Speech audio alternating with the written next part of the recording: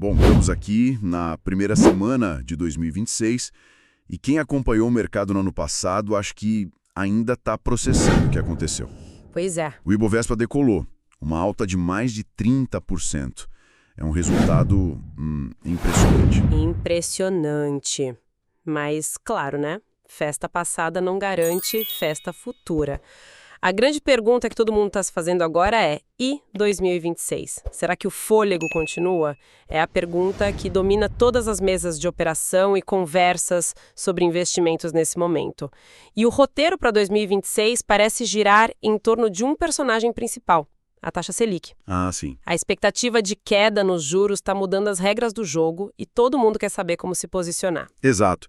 E por isso, a nossa ideia hoje é quase fazer uma análise, né? A gente tem em mãos os dados de 2025, uma lista das 15 empresas que mais distribuíram lucros aos acionistas. Vamos analisar esses dados, o cenário macroeconômico, para tentar decifrar se quem brilhou no ano passado continua sendo uma boa aposta para 2026. Certo, então vamos começar pelo começo. Por que tanto otimismo com a Bolsa para este ano? Olhando os relatórios, as análises, parece que o mercado inteiro está remando na mesma direção. É. Qual é a lógica por trás disso? Olha, para entender o otimismo da Bolsa, a gente tem que olhar para uma dupla que sempre anda junta: a taxa Selic e o Ibovespa, a famosa gangorra. É quase uma gangorra, exatamente. Historicamente, quando a Selic desce, a Bolsa tende a subir. E as projeções do relatório Focus do Banco Central, que é uma média das expectativas do mercado, né? Certo. Elas apontam para uma queda considerável em 2026. A gente está falando de uma taxa que deve sair à casa dos 15% e caminhar para algo em torno de 12,25%. E qual o efeito prático disso? Por que o dinheiro de repente fica mais corajoso quando o juro cai? É o fluxo de capital. Pensa assim. Com a Selic alta, o investidor consegue uma boa rentabilidade com um risco baixíssimo, ali na renda fixa. Fica confortável. Claro. Quando essa rentabilidade começa a diminuir, ele é forçado a procurar alternativas para o dinheiro não ficar parado. É aí que a Bolsa de Valores entra. Para buscar um retorno maior. Isso, para buscar retornos maiores, o investidor aceita tomar um pouco mais de risco.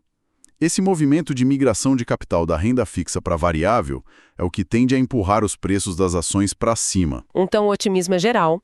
Mas com o otimista, a gente está falando de uma alta modesta ou de algo realmente grande? Olha, os grandes players estão apostando alto.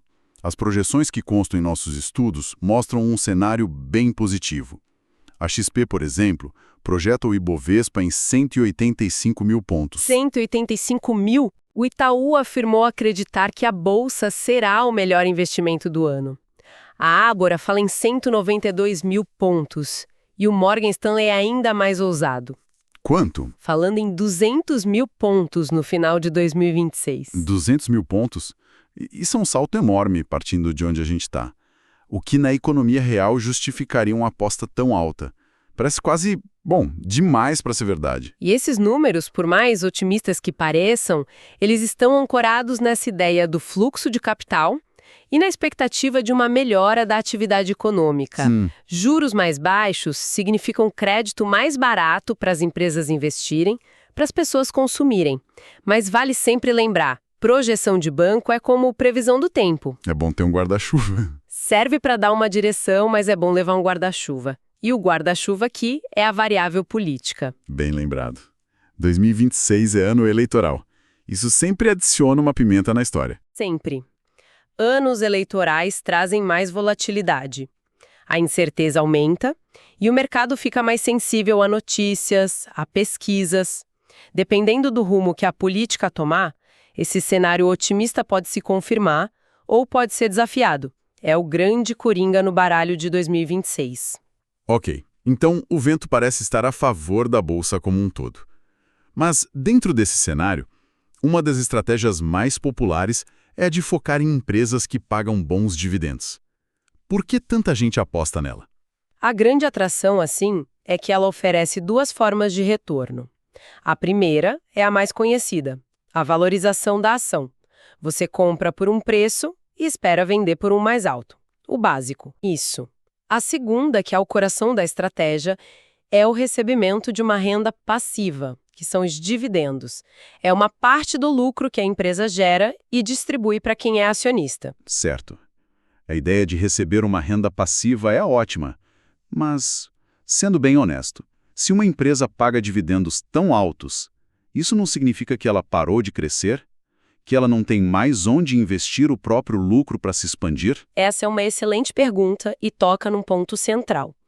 Para uma empresa de tecnologia em hipercrescimento, distribuir lucros pode ser um mau sinal.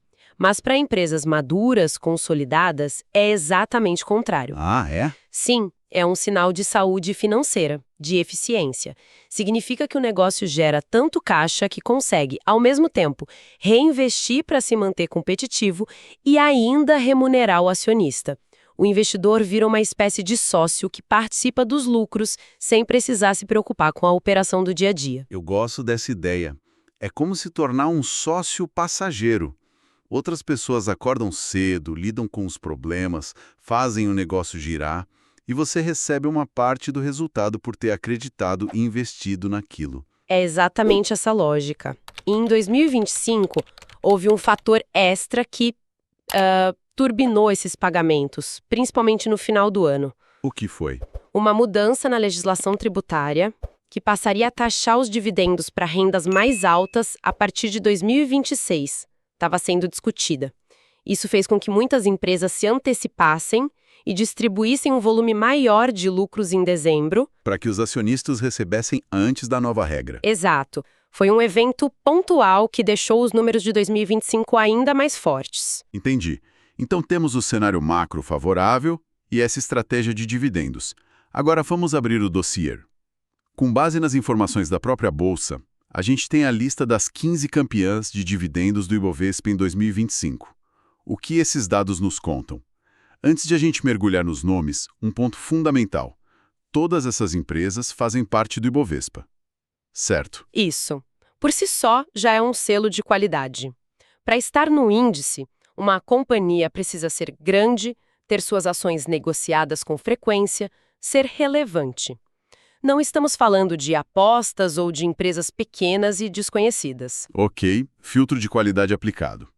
Olhando para a lista, a primeira coisa que salta aos olhos é o pódio. É quase inacreditável.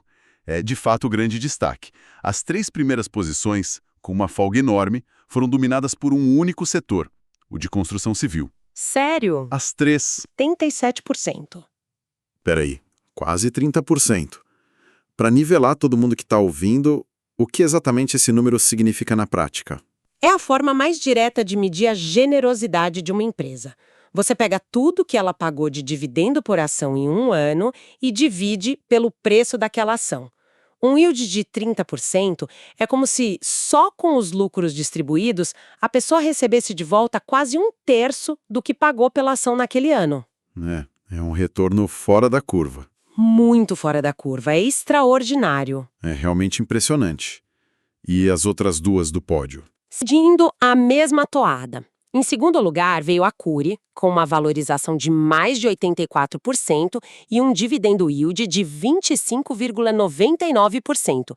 E fechando o pódio, a Cyrela, com quase 70% de alta na ação e 22% de retorno em dividendos. Ok, os números são espetaculares. Mas um retorno desses, concentrado num único setor que a gente sabe, que depende muito da economia, soa quase como uma armadilha, né? Exato. O investidor que entra agora olhando essa foto de 2025 e esperando a mesma coisa, não corre risco enorme de se decepcionar. Corre, e esse é o ponto mais importante da nossa análise. O setor de construção é o exemplo clássico de um setor cíclico. O desempenho dele é diretamente atrelado ao ciclo econômico. Juros, emprego, confiança. Isso. Depende de juros baixos para financiamento imobiliário, do nível de emprego, da confiança do consumidor. O ano de 2025 foi uma tempestade perfeita a favor delas. Mas repetir essa performance é muito difícil. Olhar para esse pódio é importante para entender o que é possível, mas não como uma previsão para 2026. Entendido. Então as construtoras foram o grande evento surpresa, o cometa que passou em 2025. Mas e o resto da lista? Encontramos ali os suspeitos de sempre? Exatamente. Saindo do pódio, a lista é dominada por aqueles que são a espinha dorsal de qualquer carteira de dividendos: bancos, energia e seguros. São os setores que a gente chama de perenes. Perenes porque, independentemente da crise ou do boom econômico, as pessoas continuam precisando de conta em banco, de luz em casa e de seguro para o carro, certo? Perfeito.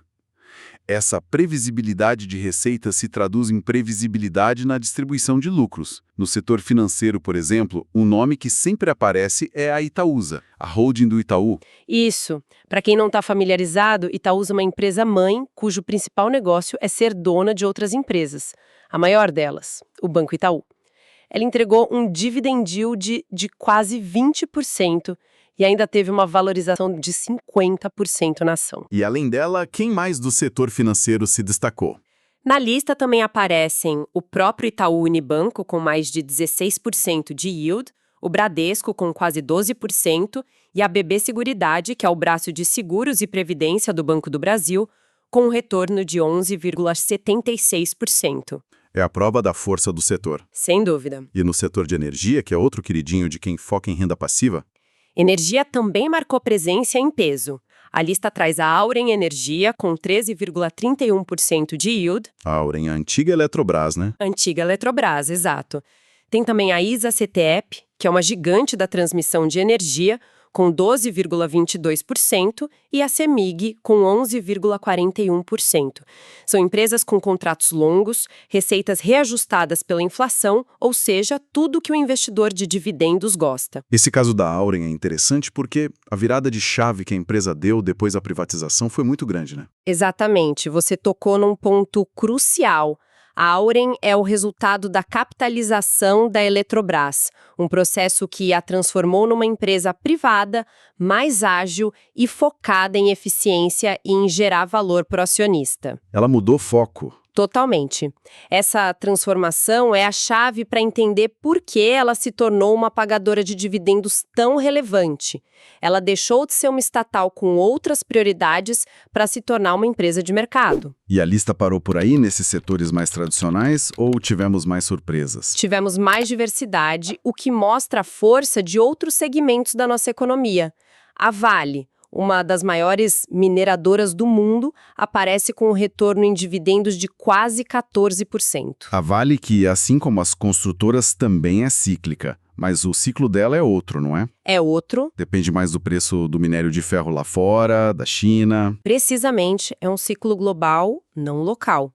Além dela, tivemos a Marfrig, do setor de alimentos, superando os 16% de yield, a Marco Polo, que fabrica ônibus, com cerca de 17%, e até o setor de saúde marcou presença com a Fleury, de medicina diagnóstica, entregando quase 14% aos seus acionistas.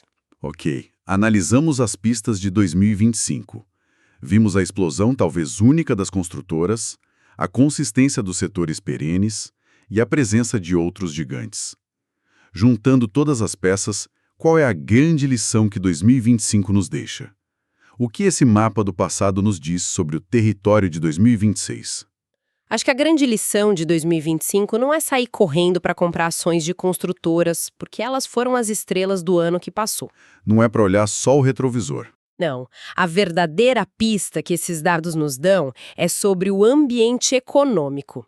O mercado premiou de forma extraordinária quem se beneficia primeiro e mais diretamente do crédito barato e da expectativa de melhora econômica. Então, a gente deveria olhar menos para a lista em si e mais para a estrada à frente. Exato. Para 2026, a pergunta-chave não é quem pagou mais dividendos em 2025, mas sim qual será o próximo setor a pegar carona nessa onda de juros em queda. O desempenho das construtoras foi o primeiro sinal, talvez o mais forte, de que esse movimento está acontecendo. O desafio agora é identificar quem vem a seguir. Para encerrar, então, nossa análise sobre 2025 revelou um ano espetacular para quem investiu com foco em dividendos. Vimos o poder dos ciclos econômicos, com a performance impressionante das construtoras, e, ao mesmo tempo, a resiliência e a estabilidade dos setores de sempre, como bancos e energia, que formarão a base da lista. E fica aqui uma reflexão final. Os dados de 2025 são a fotografia de um momento. À medida que a gente avança em 2026, com essa tendência clara de queda nos juros, a grande dinâmica a se observar é para onde o capital vai fluir. Com a torneira do crédito se abrindo, o dinheiro vai irrigar primeiro os portos seguros, como os bancos e as elétricas, que se tornam alternativas mais rentáveis à renda fixa, ou veremos um novo e forte ciclo de crescimento em setores que dependem do consumo das famílias, como varejo e indústria. A resposta para essa pergunta pode definir quem serão as novas campeãs de 2026. Aqui vai um resumo sobre as ações com os maiores dividendos da Bolsa Brasileira em 2025. Nossos estudos mostram que, com a previsão de queda da Selic, a nossa taxa básica de juros, o mercado de ações tem uma projeção otimista, sabe? E isso torna as empresas que pagam dividendos ainda mais atraentes. Vamos ao primeiro ponto, o setor de construção civil. Gente, teve um desempenho espetacular.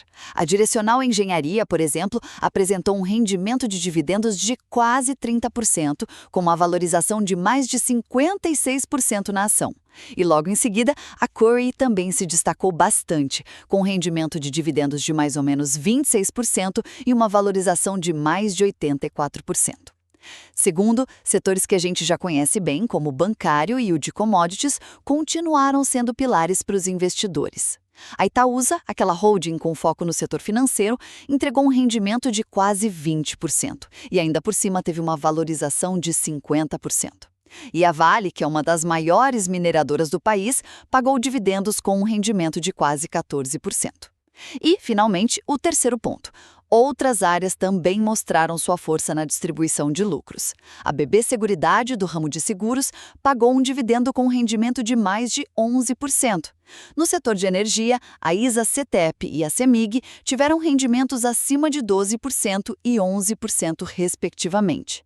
E até o grupo Fleury, de diagnósticos médicos, também apareceu na lista com um rendimento perto de 14%.